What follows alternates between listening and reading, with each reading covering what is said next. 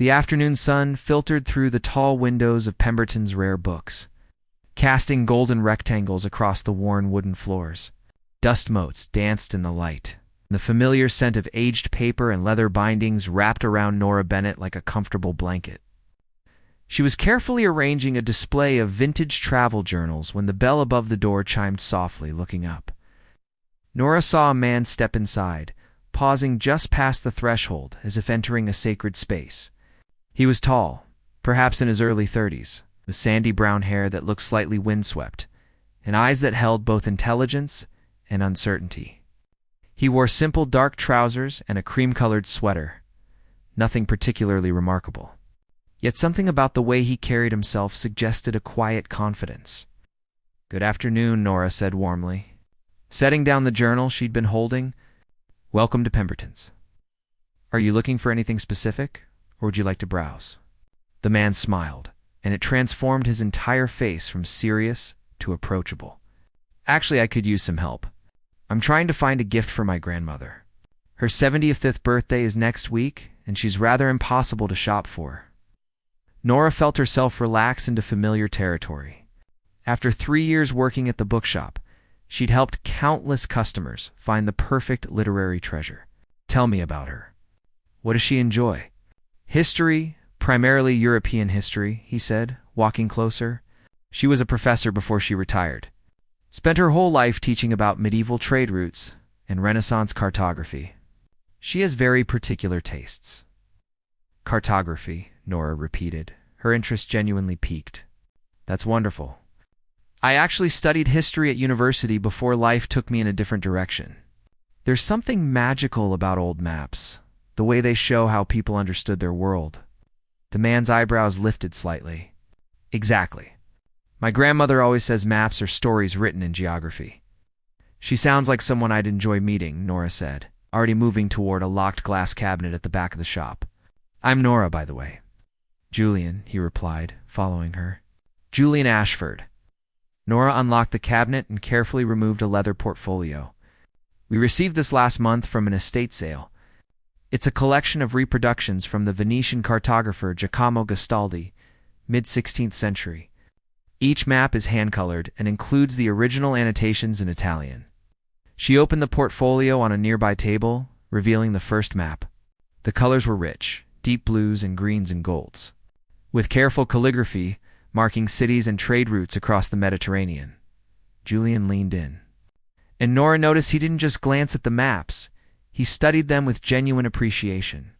His fingers hovered above the paper without touching, as if he understood instinctively how to handle something precious. "These are extraordinary," he murmured. "Look at how he's drawn Constantinople. You can see the influence of Byzantine scholars who fled west after the Ottoman conquest." "You know your history," Nora observed, impressed. Julian glanced at her with a slightly sheepish expression. "My grandmother made sure of it. Growing up, I probably spent more time in museums and libraries than playgrounds." They spent the next hour discussing the maps, but also ranging into broader conversations about history, preservation, and the stories objects carry. Nora found herself laughing more than she had in weeks. Surprised by Julian's dry humor and the way he listened to her opinions as if they mattered, his phone buzzed several times. But he only glanced at it briefly before returning his attention to their conversation. When Nora mentioned the portfolio's price, expecting the usual negotiation or hesitation, Julian simply nodded. "It's perfect. She'll treasure it. Would you like it gift-wrapped?" Nora asked, already reaching for the specialty paper they used for valuable items. "Please. And thank you, Nora. You've been incredibly helpful. Most people would have just shown me the most expensive item and called it a day." "That's not really my approach," Nora said, carefully wrapping the portfolio. "Besides, I love when someone genuinely appreciates what they're buying. Your grandmother is lucky to have someone who puts this much thought into her gifts." As she processed the sale, trying to maintain her composure at the 4-figure amount Julian paid without blinking, he seemed to hesitate before speaking. "This might be forward, but would you like to get coffee sometime? I don't often meet people who share my grandmother's passion for obscure historical details." Nora felt her cheeks warm. There was something in his direct gaze that made her heart beat faster. I'd enjoy that. Tomorrow afternoon? There's a small cafe around the corner, Brewer's Haven, say 4 o'clock. I finish work at 3:30, Nora confirmed. 4 is perfect. After Julian left, the shop's owner, Mrs. Pemberton, emerged from her office. The elderly woman had a knowing smile on her face. Do you know who that was, dear?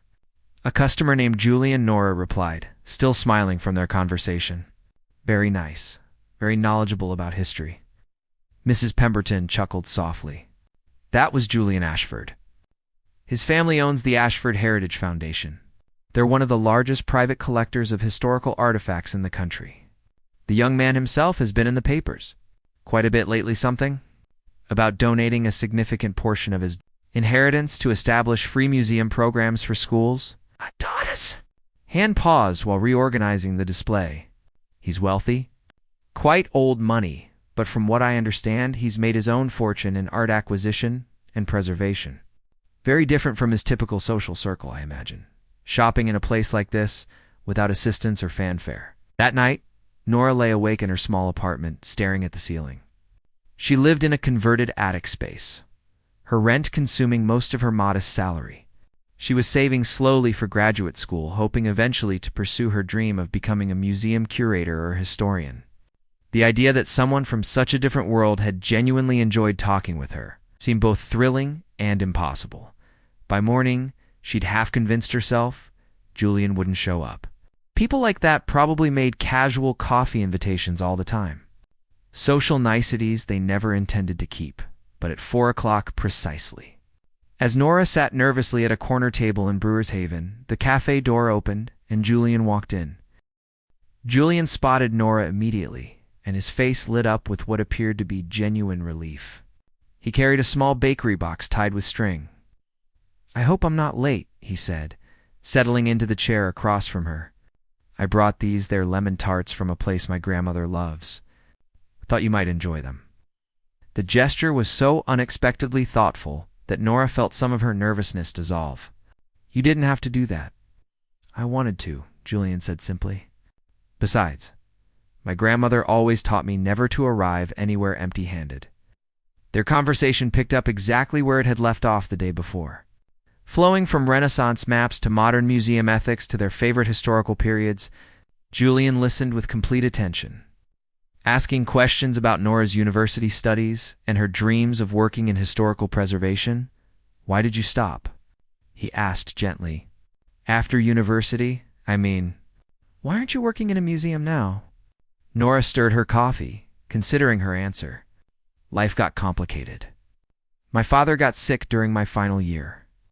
I came home to help, and by the time he recovered, I'd missed opportunities for internships and entry positions. Places like museums want experience, but you need positions to get experience.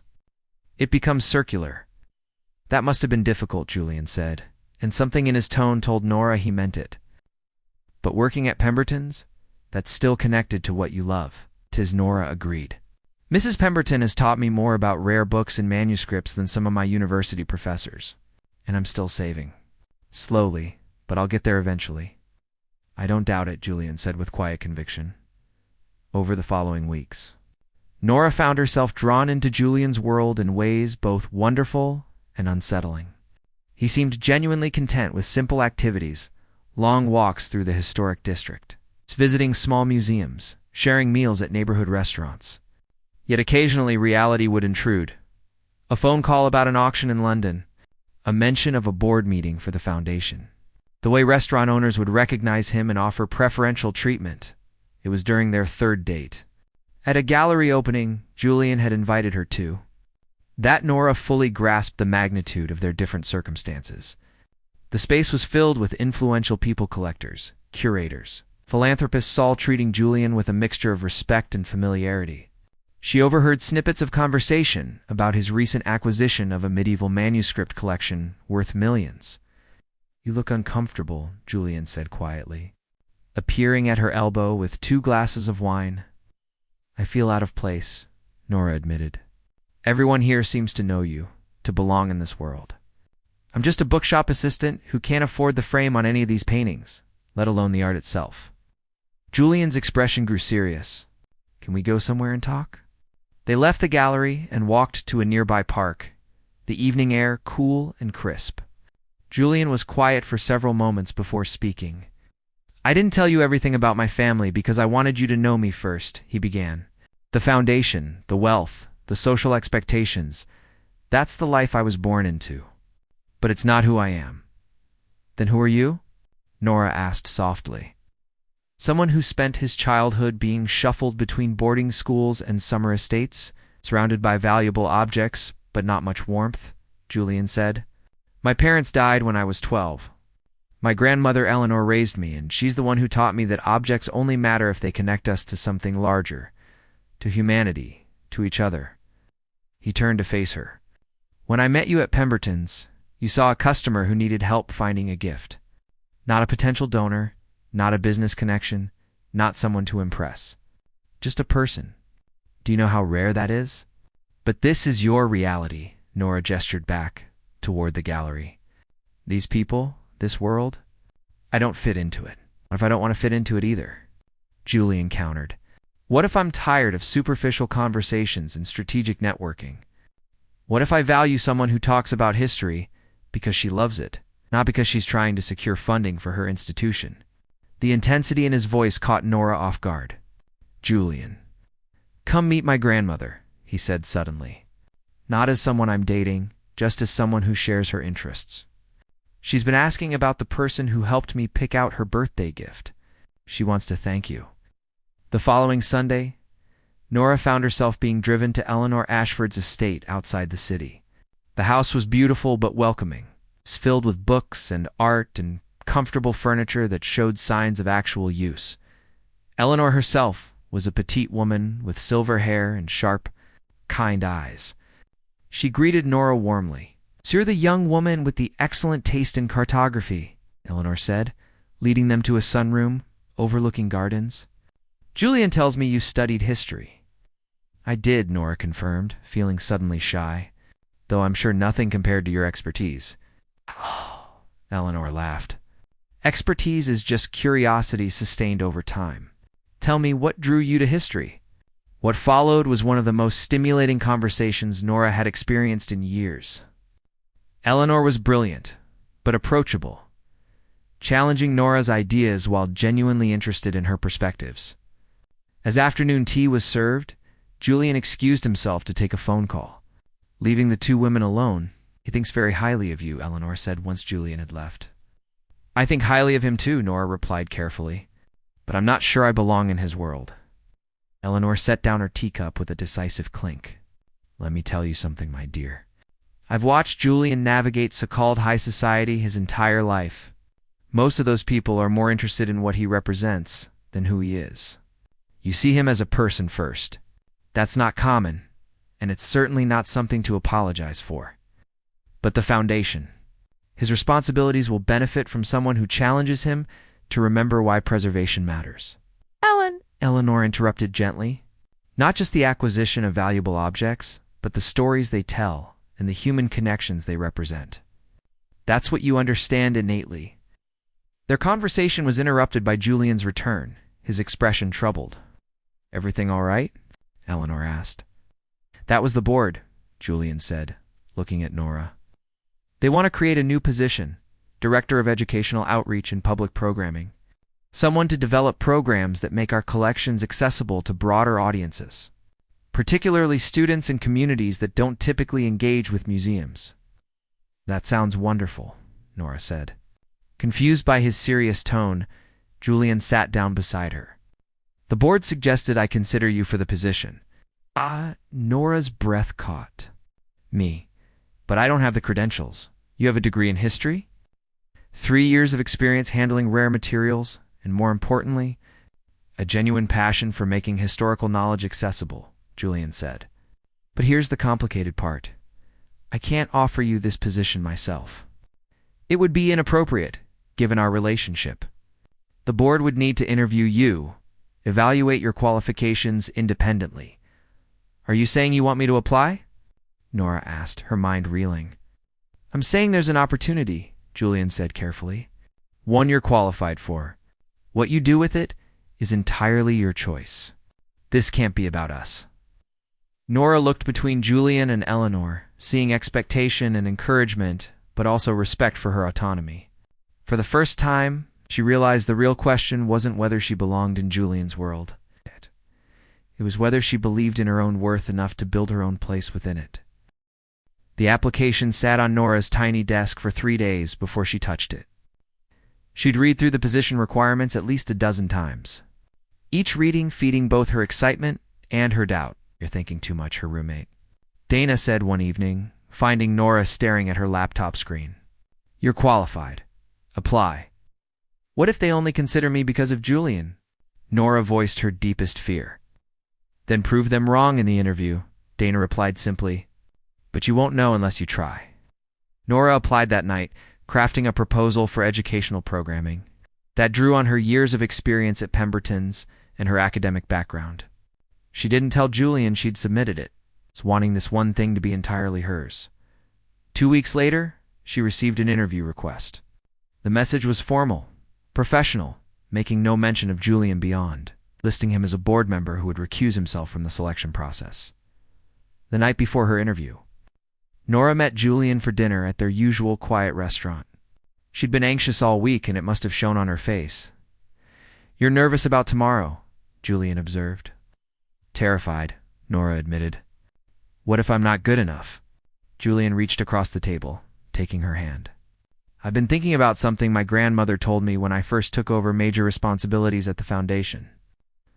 I was 25 and convinced everyone saw me as just a privileged kid playing with family money. What did she say? She said that worth isn't something given to us by circumstances or money or status. It's something we create through our actions, our integrity, and our commitment to something larger than ourselves." Julian's thumb traced gentle circles on her palm. "You've been creating your worth every day, Nora. Every time you helped a customer find exactly the right book, every time you handled a fragile manuscript with care, every time you shared your knowledge generously, the interview tomorrow is just an opportunity to show what's already there." His words settled something in Nora's chest.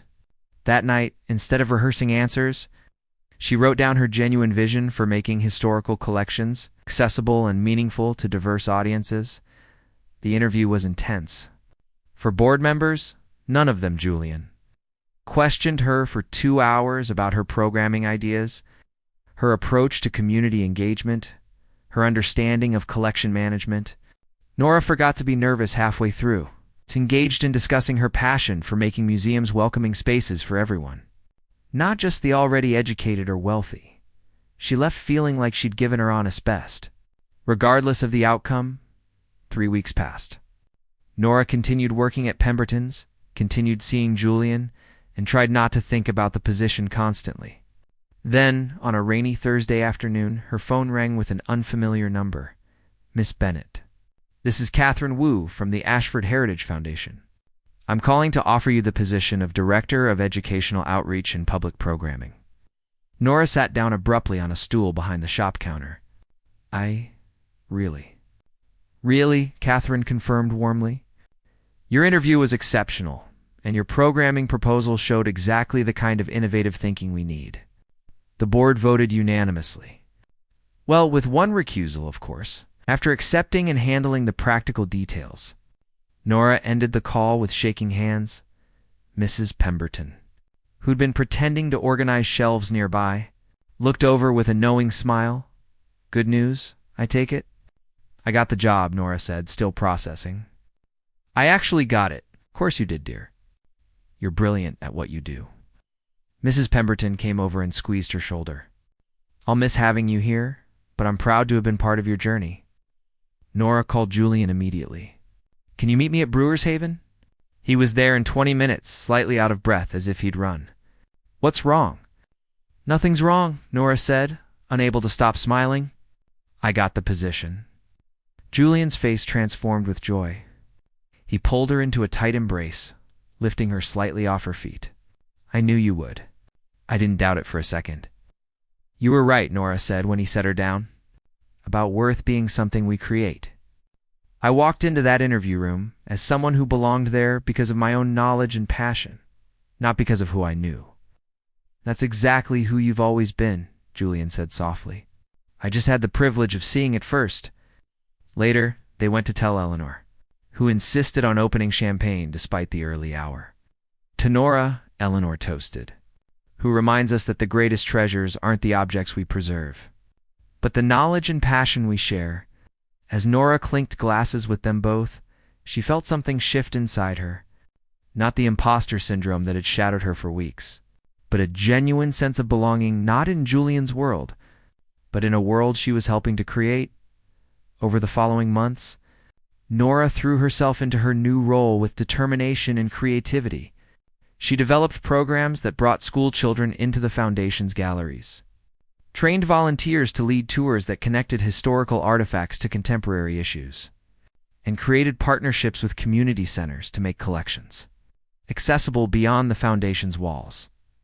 Julian supported her work enthusiastically, but kept appropriate professional boundaries. At the office, he was one board member among several. Outside work, he was her partner, celebrating her victories and encouraging her through challenges. One evening, 6 months into her new position, they returned to Pemberton's. Mrs. Pemberton had called to say a new acquisition had arrived that Nora might appreciate professionally. It was a collection of letters from a 19th century woman who'd traveled alone through Asia, documenting her observations with both scientific precision and personal wonder. These would be perfect for the program I'm developing on women explorers, Nora said, carefully examining the documents. And the foundation should acquire them, Julian said. I'll recommend it to the board, not because of me, Nora said quickly. Because of the educational value you've identified, Julian corrected gently. That's your job, Nora, to recognize which materials will serve our mission. Trust your judgment. Later, as they walked home through the early autumn evening, Nora thought about how much had changed since that first afternoon in the bookshop. She'd found not just love, but her own professional voice and confidence. She'd learned that belonging wasn't about fitting into someone else's world, but about having the courage to build your own place within it. Thank you, she said suddenly. For what? Julian asked, taking her hand. For seeing me before you knew me, Nora replied. For making me believe I was worth seeing. Julian stopped walking, turning to face her under the streetlight. You've always been worth seeing, Nora. I was just lucky enough to be paying attention. He kissed her then. And Nora understood that the real gift hadn't been the antique maps or the job opportunity, or even the love between them. It was the realization that her worth had never depended on external validation. It had been there all along, waiting for her to recognize it herself. And that recognition, that hard-won self-belief, was something no one could ever give her or take away, was hers alone, earned through courage, authenticity, and the willingness to believe she deserved to take up space in the world.